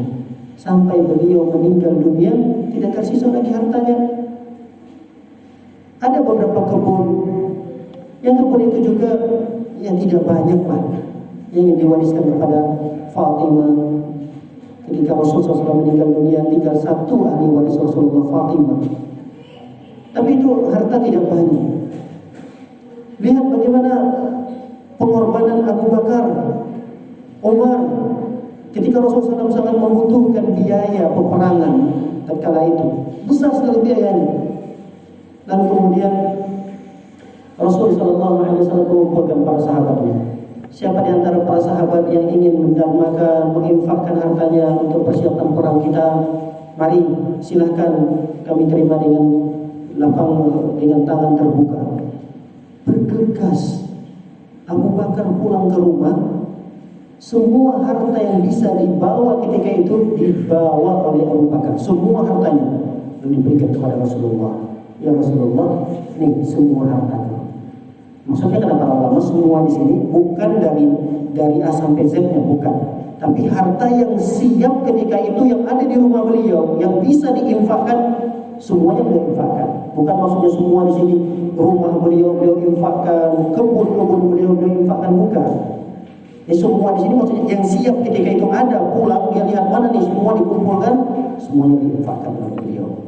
Rumah beliau tetap masih ada, kemudian usaha beliau tetap berjalan setelah itu. Lihat bagaimana pengorbanan Umar bin Khattab radhiyallahu taala anhu. Beliau ketika itu tergesa-gesa juga nih mendengarkan panggilan jihad dengan harta, lalu kemudian Umar pulang ke rumahnya mengambil setengah dari hartanya. Jadi misalnya ini yang siap, yang bisa, yang ada yang di rumah beliau, setengahnya beliau ambil. Dan beliau mengira ketika itu, inilah lihat bagaimana mereka itu fastabiqul khairat, bagaimana mereka itu berlomba-lomba dalam kebaikan yang luar biasa. Umar ketika itu mengira, inilah kesempatanku untuk mengalahkan Abu Bakar. Jadi sudah lama sekali Umar itu pengen bersaing dalam beribadah, dalam kebaikan, dan pengen sekali mengalahkan Abu Bakar. Makanya di suatu ketika beliau sudah mengira nih, inilah kesempatan saya ingin mengalahkan Abu Bakar. Dia mengira setengah dari harta yang dia bawa itu udah banyak sekali. Dan dialah orang yang pertama sekali akan menyerahkan itu. Sesampainya dia menghadap ke Rasulullah, Abu Bakar udah ada di sini, udah menyerahkan hartanya. Dan dia lihat yang dibawa oleh Abu Bakar adalah seluruh hartanya, sedangkan Umar setengahnya. Lalu Umar mengatakan, sungguh mulai dari sekarang dan seterusnya saya tidak akan bisa mengalahkan Abu Bakar. Lihat bagaimana kecintaan mereka kepada Allah Subhanahu wa taala. Dan bukti kecintaan mereka kepada Allah Subhanahu wa taala itu mereka rela berkorban harta. Mereka memang tahu betul, yakin benar mereka terhadap apa yang menjadikan harta mereka sesungguhnya itu bukanlah apa yang ada di tangan kita saat ini. Kan itu. Jadi harta kita yang sesungguhnya ini kan bukan apa yang ada di tangan kita. Itu mereka pahami sekali. Jadi harta kita yang sesungguhnya adalah apa yang kita infakkan. Itu yang menjadi harta kita. Jadi harta kita ini berkisar antara 3 aja. Ini harta kita sesungguhnya. Yang pertama, apa yang kita pakai. Apa yang kita pakai inilah harta kita. Kemudian apa yang kita makan, apa yang kita nikmati, itu harta kita. Cuma yang jadi masalah, apa yang kita pakai ini berapa lama sih tahannya? Baju yang kita miliki, harta kita itu yang kita pakai, mobil, kendaraan, itu kan yang kita pakai, itu harta kita. Menjadi pertanyaan berapa lama itu bertahan? Apa yang kita makan, itulah harta kita yang sesungguhnya. Cuma yang jadi masalah yang kita makan itu apakah akan nikmat terus terasa di tenggorokan? Kemudian bisa bertahan lama di perut, enggak, dia menjadi kotoran, hilang. 2 harta pertama tidak bertahan lama. Lalu ada harta yang ketiga. Apa yang kita infakkan itulah yang akan kita nikmati nanti di akhirat. Adapun harta kita tersisa kalau kita meninggal dunia, udah itu bukan harta kita lagi. itu sudah kita wariskan kepada ahli waris. Kalau ahli warisnya orang-orang soleh dan soleha, kita bisa mendapatkan jariah daripada harta kita tersebut. Tapi kalau kita mewariskan anak-anak yang tidak soleh dan soleha, yang ada mereka bertikai, mereka bertengkar, mereka memutuskan tali silaturahmi, kita yang sudah meninggal dunia tidak mendapatkan bagian dari pahala dari anak-anak kita yang kita tinggalkan, dari harta yang kita tinggalkan. Makanya para hadirin dan hadirat oleh Allah Subhanahu wa taala, orang yang begitu besar kecintaannya kepada Allah Subhanahu wa taala, dia mudah untuk mengorbankan sebagian daripada hartanya untuk kepentingan Islam, untuk menampakkan, menunjukkan kecintaan yang begitu besar kepada Allah Subhanahu wa taala. Baik, yang berikutnya, ketika seorang memiliki kecintaan yang begitu besar kepada Allah Subhanahu wa taala, maka akan mudah baginya untuk berkorban jiwa. Jadi kalau memang harus berkorban jiwa karena cinta kita kepada Allah, dia rela. Ini yang ditampakkan, yang digambarkan oleh para sahabat-sahabat kita. Bagaimana mereka berjihad di jalan Allah Subhanahu wa taala. Bahkan usia mereka belum sampai pada tahapan yang diizinkan untuk berjihad, datang ke Rasulullah. Ya Rasulullah, izinkan saya ikut berjihad. Ketika itu umurnya belum layak, masih belasan tahun. Rasul tidak terima. Ya Rasulullah, saya punya keahlian memanah. Jangan sepelekan, kan maksudnya gitulah kira-kira. Jangan sepelekan dari usia saya. Saya punya keahlian. Minta terus mendesak Rasulullah SAW agar diizinkan. Walaupun itu akan mengorbankan nyawanya, jiwanya akan hilang. Tapi karena kecintaan yang begitu besar kepada Allah Subhanahu wa taala, hilang semua kecintaannya terhadap jiwa, dirinya, hartanya hilang. Ada di antara para sahabat itu ketika peperangan berkecamuk, peperangan diumumkan, seru. Tatkala ketika itu ada sebutir korma di tangannya. Sebutir korma kan nggak lama, menghabiskan sebutir korma itu kan nggak lama. Andai kata serang, kata panglima perangnya, dia masih sempat makan korma itu, sebenarnya masih sempat, nggak banyak waktu yang habis. Tapi karena ini panggilan lebih besar, menunjukkan kecintaannya kepada Allah, terhadap Rasulnya dan terhadap agama Islam ini, dia nggak tunggu waktu menghabiskan korma itu. Dia lemparkan, dia buang korma itu. Ini kan masalah dunia yang kita lihat sepele sekali. Sepele, kita bisa selesaikan itu dunia, kita juga bisa mengumpulkan hal yang lebih baik, berjihad. Tapi beliau buang itu, beliau langsung masuk ke barisan musuh. Ya, bagaimana pengorbanan para sahabat Nabi Sallallahu Alaihi Wasallam. Mereka rela berkorban jiwa mereka untuk kepentingan Islam. Dan mereka tidak merasa berat, Dan begitu juga dengan kita, apa sih yang bisa kita bantu sekarang ini? Jiwa kita mau korbankan apa? Sebahagiannya pemikiran kita. Pemikiran kita itu bagian dari jiwa kita. Apa sih yang bisa kita lakukan? Program-program apa saja sih yang akan memajukan dakwah ini, misalnya memajukan sekolah, memajukan yayasan ini, memajukan masjid ini? Apa sih programnya? Oh, kita bisa mengadakan ini, kita bisa membuat ini, kita bisa bikin acara ini. Ini kan bagian daripada jiwa kita yang kita peruntukkan, kita abdikan untuk kepentingan agama kita. Ada orang dari segi ilmunya, dia korbankan sebagian ilmunya untuk kepentingan Islam. Dia bisa misalnya punya ilmu manajemen ini, manajemen itu. Dia punya keahlian dalam IT misalnya, bagaimana di sekolah dia lebih lebih maju dalam perkara IT-nya. Perlu ada ini, perlu ada begini, ada program ini. Itu bagian dari pengorbanan dia. Jangan hitung-hitungan. Oh, ini kalau saya bikin program ini di sekolah, ini kalau saya jual ini di perusahaan, ini bisa untung besar ini. Tapi kalau di sekolah sunnah, paling nggak ada kayaknya. Paling modalnya pun nggak mungkin. Lihat, ini orang kalau bersikap seperti ini, kecintaannya kepada Allah itu belum memenuhi sepenuhnya di dalam hati. Masih ada hitung-hitungannya. Padahal dia bisa lakukan itu di luar, ya tidak ada masalah. masalah, dia bisa di perusahaan ini, perusahaan itu dia masukkan proyek-proyeknya, dia bisa ngambil keuntungan dari sana. Tapi kalau dari dakwah, jangan sampai. Kita harus bisa berkorban. Apa yang kita bisa korbankan, dikorbankan. Aduh Ustaz, saya punya ilmu enggak? Saya punya harta juga enggak?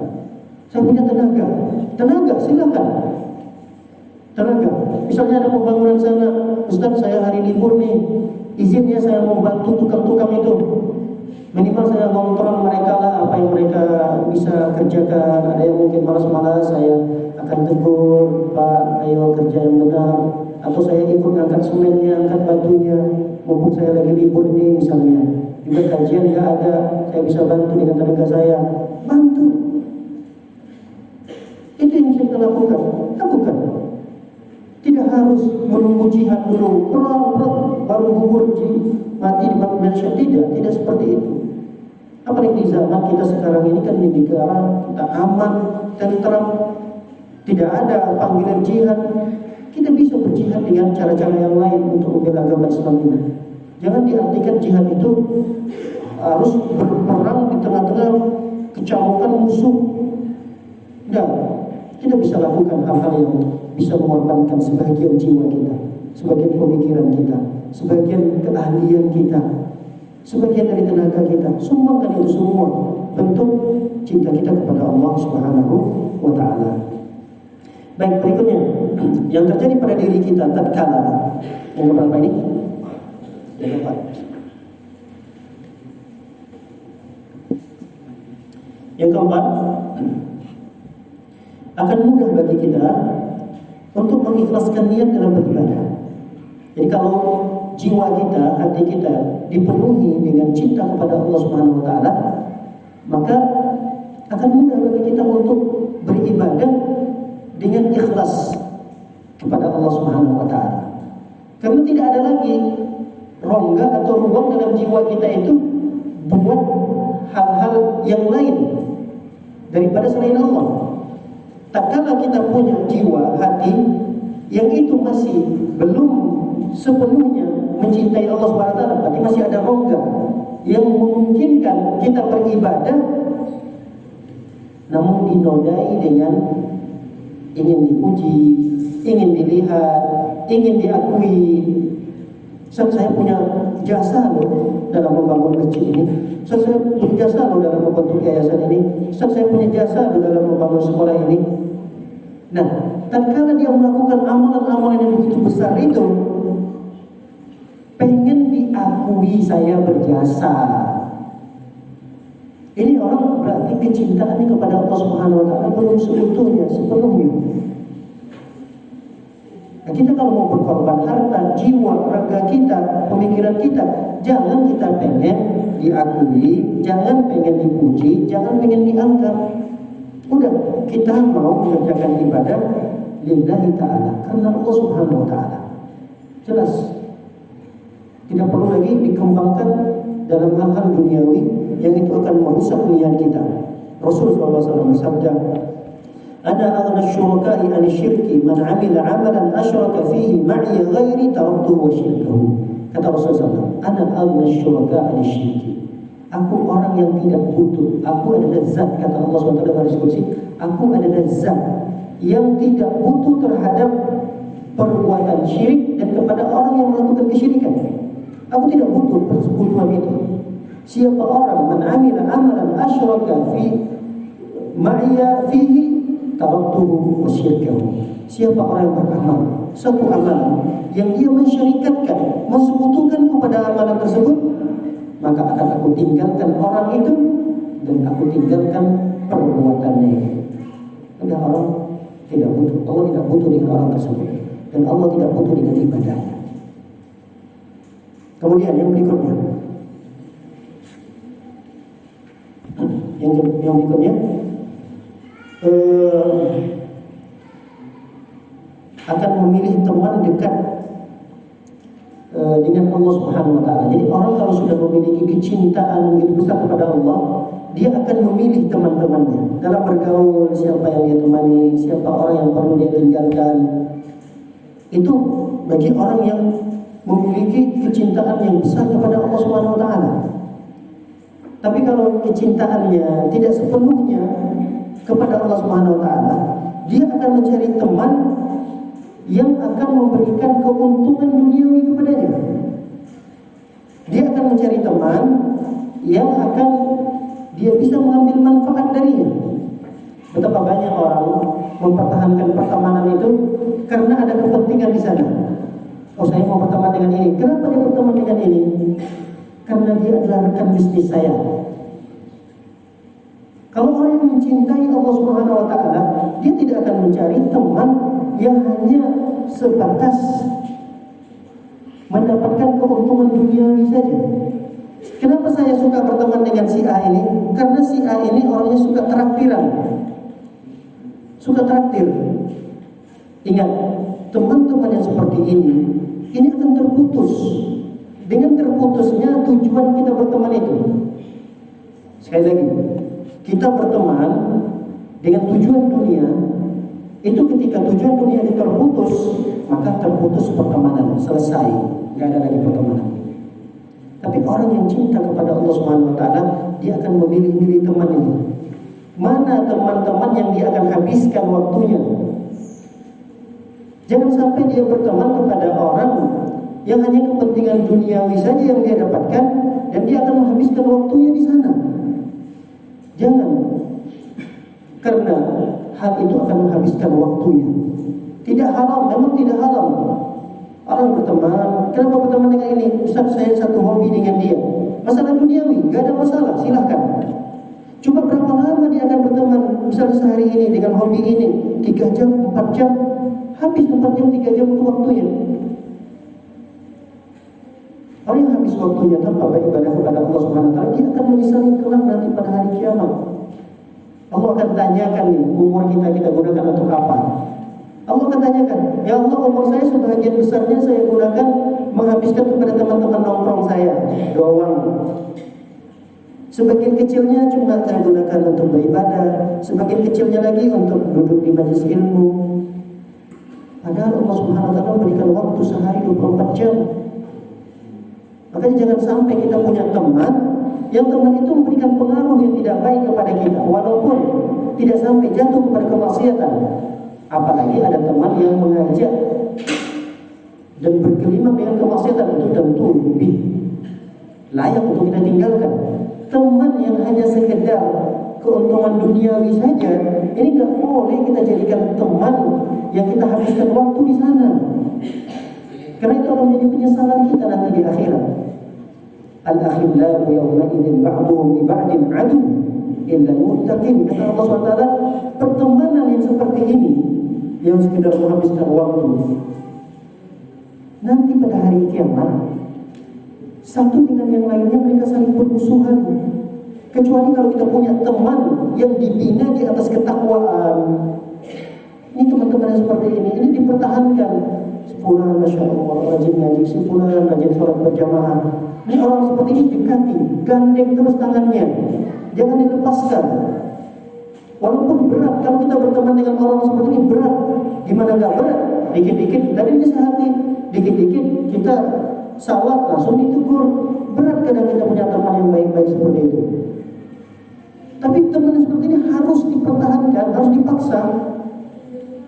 Kadang-kadang punya teman dikit-dikit ngeser hadis Nabi, ini tidak boleh, ini haram. Dikit-dikit kita punya teman kadang ngajakin kita masjid, ngajakin kita ayo ngaji. Kadang berat punya teman seperti ini. Tapi teman seperti ini harus dipertahankan, walaupun harus menghabiskan biaya. Harus kita mengorbankan materi kita untuk mempertahankan teman ini, pertahankan. Walaupun materi sebagai materi kita habis gara-gara mempertahankan teman ini, tapi ini teman baik, dan kebaikannya itu bermanfaat untuk kita di dunia dan nanti di akhirat. Ini yang paling penting dalam kehidupan dunia kita. Apalagi kalau kita sudah meninggal dunia. Kita meninggal dunia nggak punya teman, sedih rasanya. Kita meninggal dunia ini nggak ada teman-teman kita yang baik, yang memberikan kesaksian baik kepada kita. Kita dunia, udah begitu aja diantarkan di tempat pemakaman, selesai ditinggalkan. Doa ada, tapi sebatas doa basa-basi doang untuk menghibur keluarganya. Semoga suami ibu diampuni dosanya, dirahmati. Kita tidak inginkan sebatas itu. Kita berteman dengan teman-teman yang baik itu. Ketika kita meninggal dunia, ada bekas kebaikan yang kita lakukan di dunia itu, sehingga menjadi persaksian, jadi buah bibir mereka nanti. Ada buah bibir yang mereka ceritakan antara satu dengan yang lain tatkala kita meninggal dunia. Itu yang paling penting. Jangan sampai kita meninggal dunia nggak ada cerita dari kebaikan-kebaikan kita di dunia ini. Nah, bayangkan kalau ada orang meninggal dunia, lalu kemudian teman-temannya, Masya Allah, Bapak Fulan itu selama dia di dunia nggak pernah saya lihat dia tidak sholat di masjid, sholatnya berjamaah. Masya Allah, Bapak Fulan itu semangat sekali dalam menuntut ilmu, nggak pernah absen dalam menuntut ilmu. Ini kan buah bibir yang baik yang kita tinggalkan tatkala kita meninggal dunia. Ingat, persaksian-persaksian baik seperti ini kita butuhkan ketika kita meninggal dunia. Ingat hadis Nabi SAW mengatakan, "Ma min 'abdin muslimin yamutu fayashhadu lahu thalathatu abyatin al-adnain bi khairin." Kata Rasulullah SAW, tidaklah seorang hamba muslim meninggal dunia lalu dipersaksikan oleh tiga salasu jiran, tiga jirannya yang dekat dengan dia. Ingat, jiran di sini teman yang dekat dengan kita. Meninggal kita punya minimal tiga aja lah, gak usah banyak-banyak. Apalagi lebih dari tiga, 10, 20, 30. Yang mereka itu memberikan kesaksian bi khairin, kesaksian baik tentang kita. Ceritakan kebaikan kita setelah meninggal dunia. Kata Allah SWT, illa an qala Allah akan mengatakan, qabiltu syahadata ibadi. Aku akan terima persaksian mereka-mereka itu. Aku akan terima, kata Allah. Fulan Masya Allah orangnya baik, Allah terima kebaikan. Fulan Masya Allah semasa hidupnya melakukan ABC, aku terima ABC-nya, kata Allah. Itu tujuan kita, berteman, memilih teman yang baik-baik itu. Jangan sampai kita meninggal dunia, kita cuma punya teman nongkrong yang kita menghabiskan waktu dengan mereka, hanya hal-hal duniawi saja. Ketika kita meninggal dunia, putus nih duniawi kita dengan dia, putus pertemanan, selesai, gak ada manfaatnya. Nah, pertemanan-pertemanan yang bisa memberikan manfaat besar kepada kita di dunia dan terutama nanti di akhirat, ini adalah pertemanan-pertemanan yang hendaknya kita pertahankan. Jangan sampai kita lepaskan mereka. Dan usahakan ketika kita ke masjid, kajian, usahakan untuk mengenal satu dengan yang lainnya, supaya kita bertemu lagi Bapak Fulan. Jadi jangan sampai kita menganggap jiran di sini. Karena ada orang mengatakan, kan hadisnya jiran. Jiran itu kan tetangga. Berarti kalau saya tidak satu komplek dengan dia, berarti bukan tetangga saya. Pendapat yang kuat dalam masalah ini, kata para ulama, jiran itu adalah orang yang satu jamaah dengan kita, minimal sholat subuhnya. Nah, ingat, bapak-bapak sekalian, perhatikan siapa saja kira-kira yang kita rutin di sana sholatnya, misalnya masjid sana, kita rutin sholatnya di sana. Oh, ada sholat yang paling rutin kita itu mungkin zuhur, asar, enggak karena tempat pekerjaan. Kata para ulama minimal subuhnya. Nah, di mana kita rutin kita itu? Lihat, kita banyak punya teman-teman baik di sana. Nah, sholat di sana, kenali satu persatu, jangan sebatas datang ke masjid, pulang ke rumah, azan datang lagi ke masjid, selesai sholat pulang. Kita nggak kenal di siapa nggak kenal. Ya kita harus membuka diri lah. Jangan gengsi, kita bertanya, Bapak dari mana, Bapak begini, Bapak begitu. Masya Allah, rumah Bapak di dekat Bapak Fulan ya? Oh iya, saya kenal dengan Bapak Fulan. Terus nanti pandangan pertama, yang kedua udah mulai dekat, ketiga udah makin dekat lagi, keempat sudah mulai ini ngelihat orangnya, Masya Allah, ternyata soleh, banyak kebaikannya A, B, C dan seterusnya. Nah, ketika kita meninggal dunia atau teman kita yang meninggal dunia, kita bisa bisa memberikan kesaksian, ini orangnya khair, ini khair, ini khair, ini baik orangnya, ini baik orangnya. Oleh kerana para hadirin dan hadirat berkenan Allah Subhanahu wa taala, sangat banyak sekali manfaat yang bisa kita ambil tatkala kita berteman dengan orang-orang yang soleh. Baik, yang keenam, apa yang terjadi pada diri kita tatkala hati dan jiwa kita terpenuhi dengan cinta kepada Allah adalah bagaimana caranya kita bisa merasa khusyuk dan lezat dalam beribadah kepada Allah. Orang kalau cinta begitu besar kepada Allah, itu ibadahnya akan terasa nikmat, lezat dia beribadah. Kenapa terkadang kita sholat itu kayaknya terbebani? Padahal kalau dulu Rasul dan para sahabatnya itu sholat adalah mengistirahatkan mereka. Itu istirahat buat mereka gitu. Kalau kita kan, kalau bisa kita diistirahatkan dari amal soleh itu, merasa kita itu beban doang gitu. Beban ibadah itu kayaknya beban bagi kita. Kita beribadah itu sebatas ingin menggugurkan kewajiban aja, nggak ada nikmatnya. Itu kan umumnya pada diri kita terjadi seperti itu.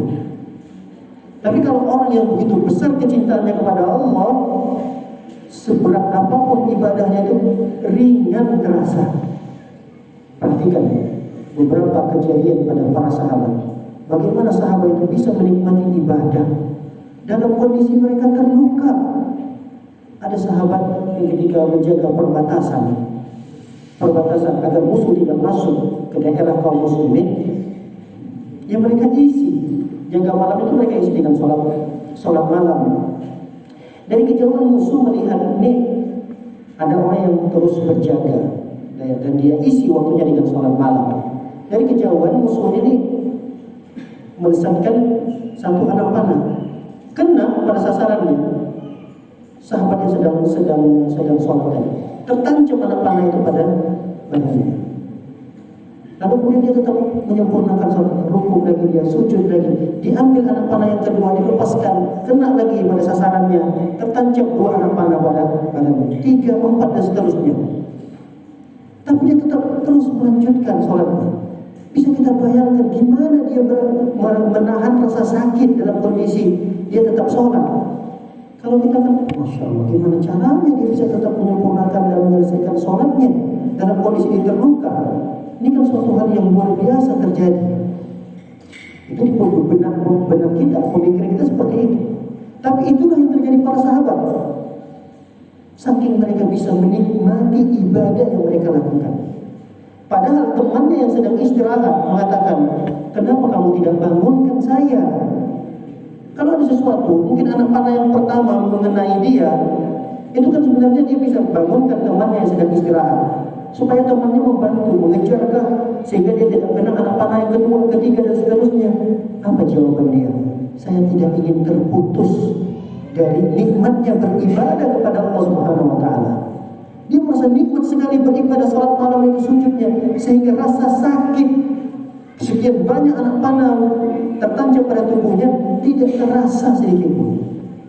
Seakan-akan ibadah yang dilakukan itu sebagai bius bagi dia. Saking nikmatnya. Nah, kita bisa nggak sampai pada tingkat seperti itu? Sepertinya berat. Tapi kita tidak boleh menyerah dan tidak boleh berputus asa. Bisa jadi kita bisa sampai pada tingkatan itu, atau minimal di bawah itu lagi. Namun ada usaha bagi kita untuk terus meningkatkan kecintaan kita kepada Allah Subhanahu wa taala. Baik, banyak penjelasan-penjelasan terkait dengan kecintaan kepada Allah Subhanahu wa taala ini mungkin tidak bisa kita bahas satu persatu, masih banyak yang poin-poin tersisa. Mungkin kita akan tutup satu pembahasan tentang cinta kepada Allah ini dengan mengenali sifat-sifat mereka. Bagaimana kita tahu ini orang cinta kepada Allah, besar kecintaan kepada Allah? Itu ada sifat-sifatnya. Sifat itu terangkum dalam firman Allah Subhanahu wa taala dalam surah Al-Maidah ayat 54. Dalam surah Al-Maidah ayat 54. Allah Subhanahu wa taala berfirman,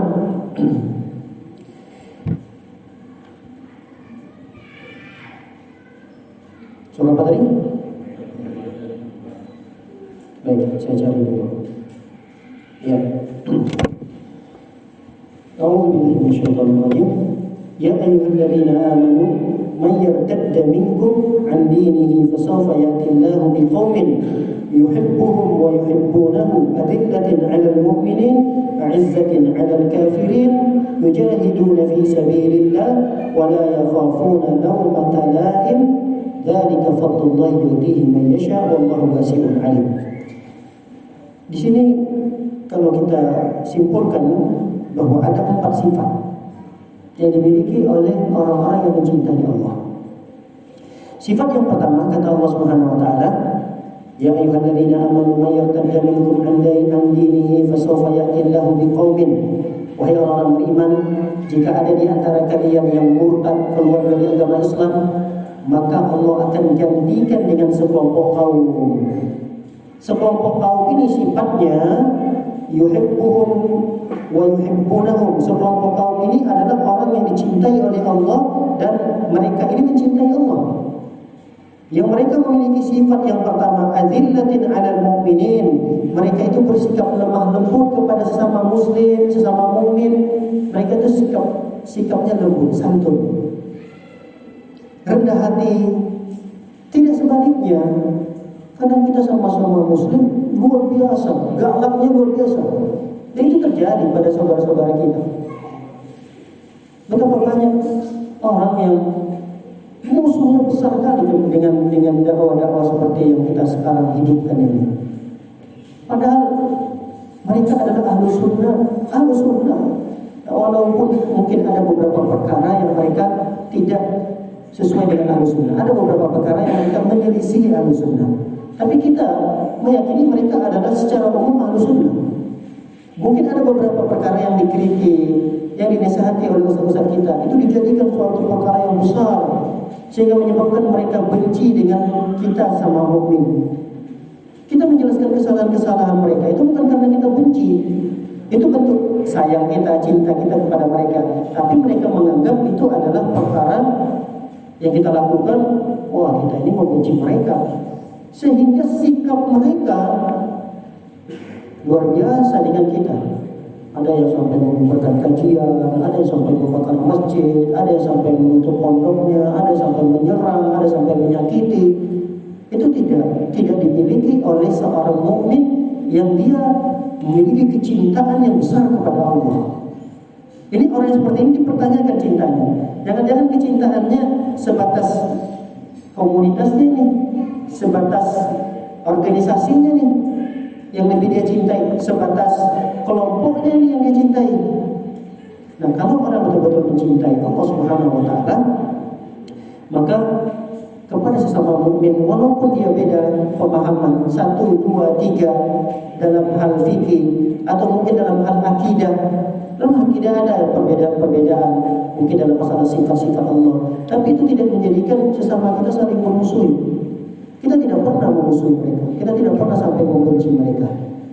Cuma ya mungkin cara kita dianggap oleh mereka sebagai yang perlawanan. Bahkan mereka menuduh dengan kejinya, kita mengkafirkan, kita mencoba ingin meninggalkan syariat dan seterusnya. Ada saja tuduhan kepada kita yang ingin mengembalikan kemurnian Islam ini.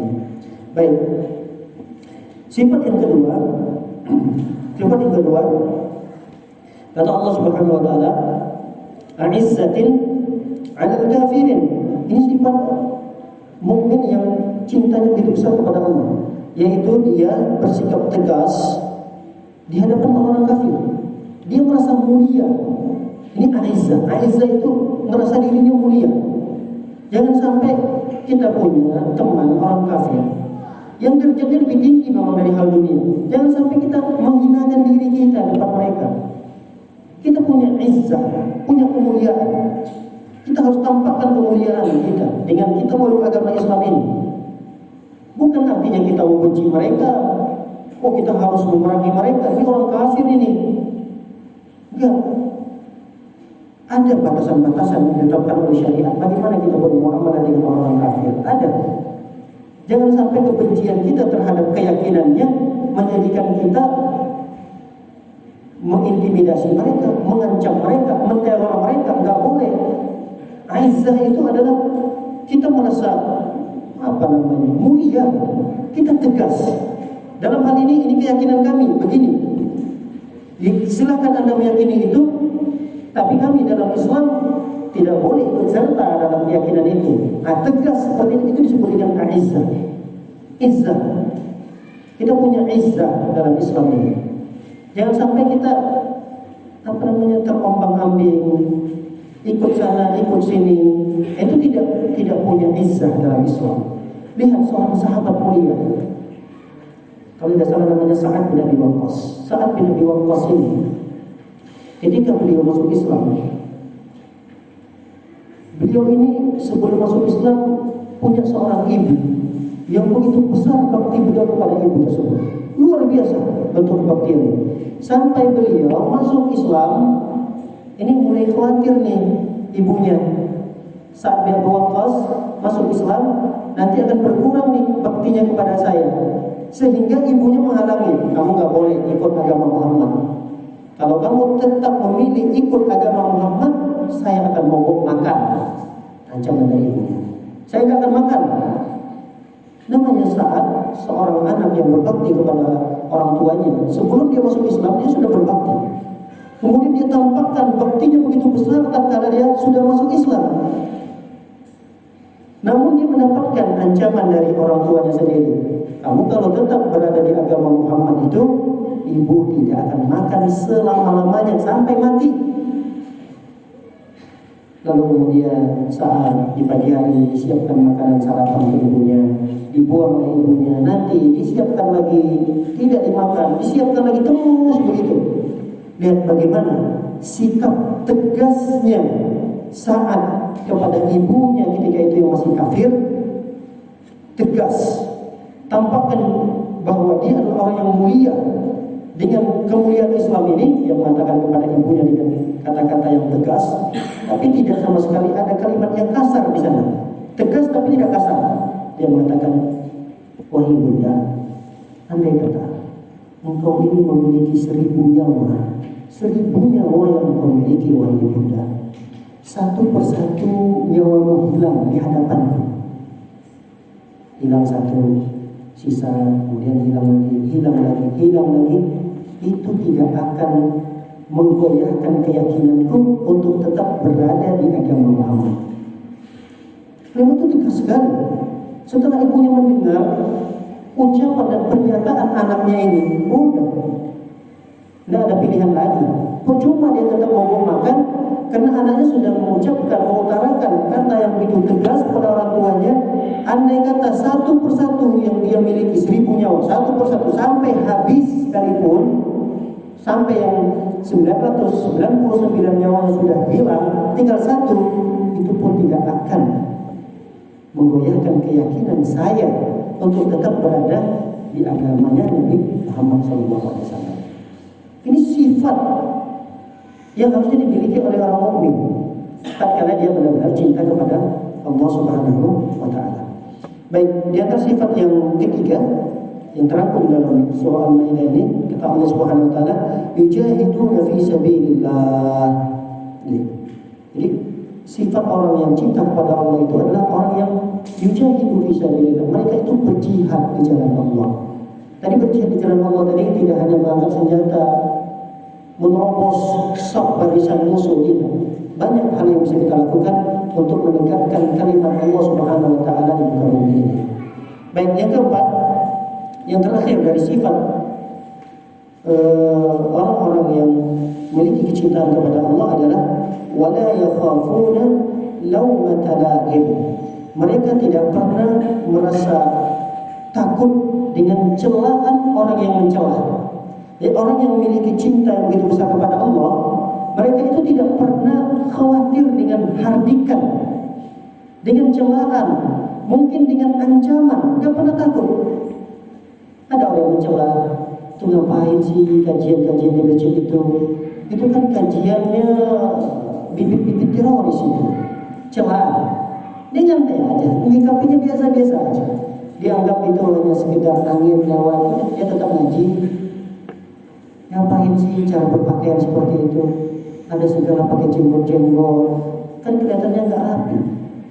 Ngapain sih jenggot-jenggot kayak kambing gitu? Celah, tapi sama sekali wala yakhafuna lawmata laim. Dia tidak sama sekali khawatir, takut dengan cercaan, celaan. Ngapain sih cara berpakaian celana sampai cingkrang-cingkrang gitu? Kayak kebanjiran aja. Celaan. Tapi sama sekali celaan itu tidak mengurangi keyakinannya terhadap agama dan kemurnian agama yang diajarkan oleh ustaz-ustaznya tersebut. Enggak sama sekali. Betapa banyak orang yang dia enggak kuat. Dengan celah itu enggak kuat. Akhirnya mundur. Mulai dia jaga jarak nih dengan masjid tersebut. Mulai dia berpenampilannya agak sekarang udah tadinya jenggotnya lebat, kemudian dirapikan sampai tipis segala. Ada. Karena enggak kuat. Enggak kuat dengan budian, apalagi keluarganya sendiri. Banyak orang yang enggak kuat. Yang tadinya dia sudah berpegang teguh dengan sunnah, tapi diuji oleh istrinya, diuji oleh keluarga besarnya. Mulai dia khawatir nih, gimana nanti nih, apa yang akan terjadi nanti nih, khawatir. Tapi orang yang cintanya begitu besar kepada Allah, wala yakhafuna lawmata laim. Mereka tidak sama sekali khawatir, tidak gentar dengan cercaan orang yang mencerca, dan tidak sama sekali khawatir dengan celaan orang-orang yang mencela. Baik, demikian kajian singkat ini yang akan kita sampaikan. Semoga menjadi ilmu yang bermanfaat dan bisa kita amalkan dalam kehidupan kita sehari-hari. Semoga kita termasuk dalam golongan orang-orang yang mencintai Allah Subhanahu wa taala, dan sebaliknya semoga kita mendapatkan kecintaan Allah Subhanahu wa taala. Amin ya rabbal alamin. Barangkali ada yang ingin ditanyakan atau ada yang ingin didiskusikan, silakan.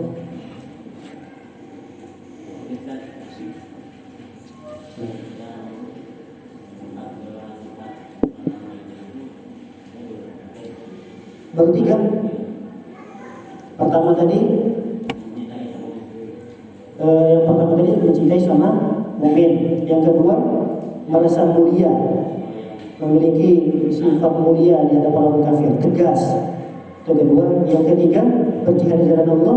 Yang keempat tidak khawatir, tidak takut dengan celaan orang yang mencela. Itu yang keempat.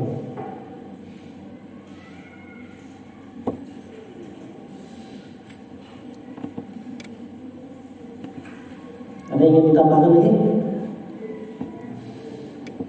Baik, jika tidak ada yang ingin menambahkan, kita cukupkan sampai di sini. Wassalamualaikum warahmatullahi wabarakatuh. Akhir da'wana sallallahu ala nabiyyina Muhammad wa ala alihi wa ashabihi ajma'in. Subhanakallahumma wa bihamdika asyhadu an la ilaha illa anta astaghfiruka wa atubu ilaik. Assalamualaikum warahmatullahi wabarakatuh.